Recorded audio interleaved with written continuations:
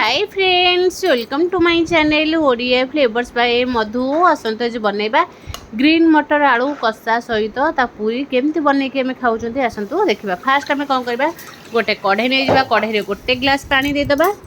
गोटे ग्लास पानी दे सारा पर आम कौन करवा, ग्रीन मटर को आगु छड़ेकी रखी एबे कौन करवा, पानी आमर गरम होगला पर फास्ट आम ग्रीन मटर को सिझेदेबा।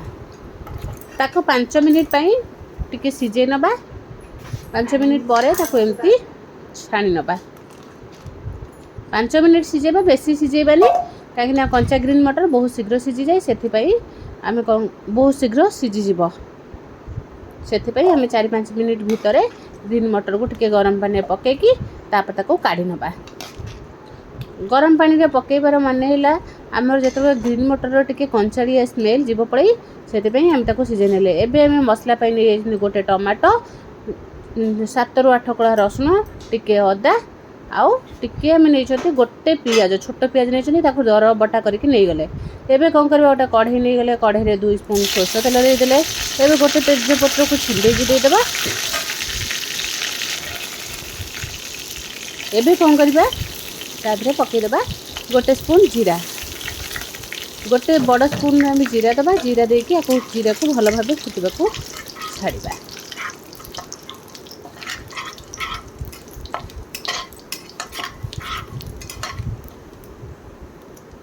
जीरा आमर भल भाव फुटीगला पर एबे कौन करबा, काटिक रखिथिबा गोटे पियाज को छोट छोट कर काटिक रखिथिबा ताको पकईदेबा।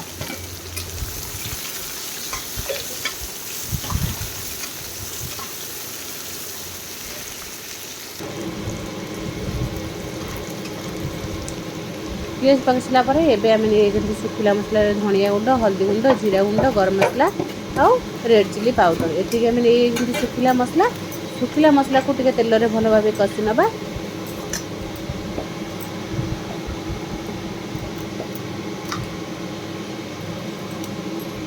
एबे बाटिक रखिथिबा मसला को देदेबा। मसला को पूरा फाइन पेस्ट करबा नहीं, टिके दरदरा करबा, खाइबा को बहुत बढ़िया लागिबो।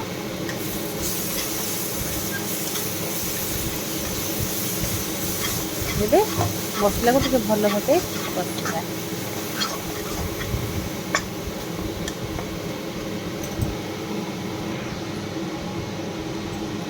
मसला भल भाव कषिगला पर आम से ग्राइंडिंग जार को धोईकी टे पानी देदेबा।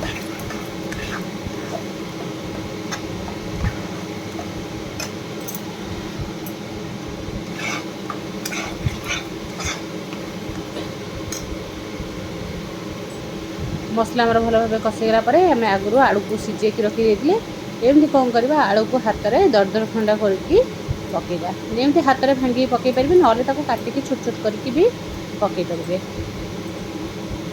मसला टिके भल भाव कषि जमी मसलार गोटे बास्ना आसो से भाव आम मसला कषिगला पर ग्रीन मटर आलू को देकरी भल भाव मसला को कषि।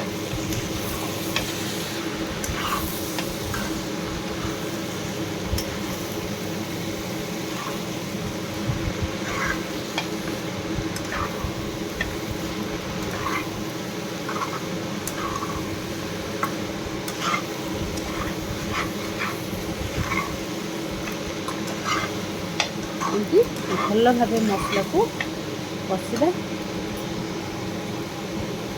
मसला आमर कषिगला पर स्वाद अनुसार पकईदेबा लुण।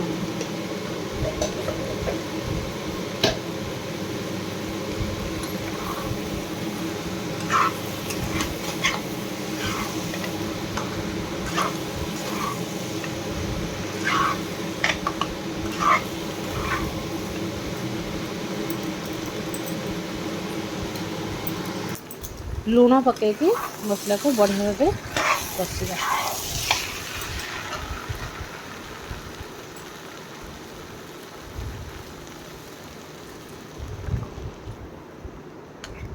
एबे हमर मसला भल भाव कषिगला पर से गोटे ग्लास आम देदेबा गरम पानी। गोटे बड़ ग्लास रे देदेबा गरम पानी, गोटे ग्लास, 1 ରୁ 1.5 ग्लास आम पानी देदेले। देकी याको भल भाव टिके गोले नबा। गोलेकी आको कौन करबा, एबे फुटीबा पई छाड़ी देबा।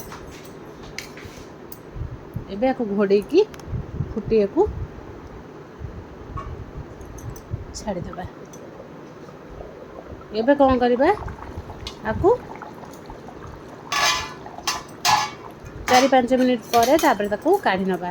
ଏମିତି ଆମେ ମଟରର କଷା ବନେଇକି ଆକୁ ଆସ୍ତେ ଆସ୍ତେ ପୁରା ଏମିତି ଯାହାର ପାଣି ପୁରା ଶୁଖିଯିବ, ପାଣି ଯେତେବେଳେ ପୁରା ଶୁଖି ଆସିବ ଜାଣିବେ ପୁରା କଷା ଆମର ପୁରା ରେଡ଼ି ହେଇଛି। ୟାକୁ ରୁଟି, ପରଟା, ପୁରୀ ସହିତ ଯାହା ସହିତ ଖାଆନ୍ତୁ ବହୁତ ବଢ଼ିଆ ଲାଗିବ। କମ୍ ସମୟରେ ଯଦି କାମ ବ୍ୟସ୍ତତା ଭିତରେ ଥିବେ ନିହାତି ଥରେ ଏଇଭଳି ଭାବେ ରେସିପିକୁ ଟ୍ରାଏ କରିବେ।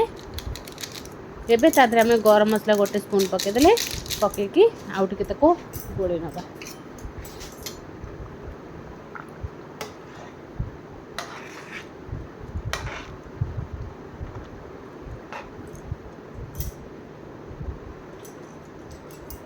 ଏବେ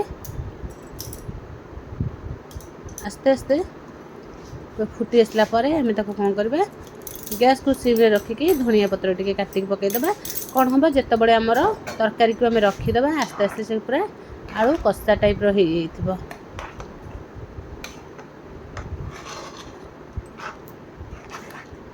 ନିହାତି ଥରେ ଏଇଭଳି ଭାବେ ଟ୍ରାଏ କରନ୍ତୁ ଗ୍ରୀନ୍ ମଟର ଆଳୁ କଷା। ଦେଖନ୍ତୁ ଯେତେବେଳେ ରହିଯିବ ଆସ୍ତେ ଆସ୍ତେ ପାଣି ଆମର ଶୁଖିକି ଏଇଭଳି କଷା ଟାଇପ୍ର ହେଇଯିବ। ଯଦି ଭଲ ଲାଗିଲା ଲାଇକ୍, ସେୟାର, କମେଣ୍ଟ, ସବସ୍କ୍ରାଇବ୍ ନିଶ୍ଚୟ କରିବେ।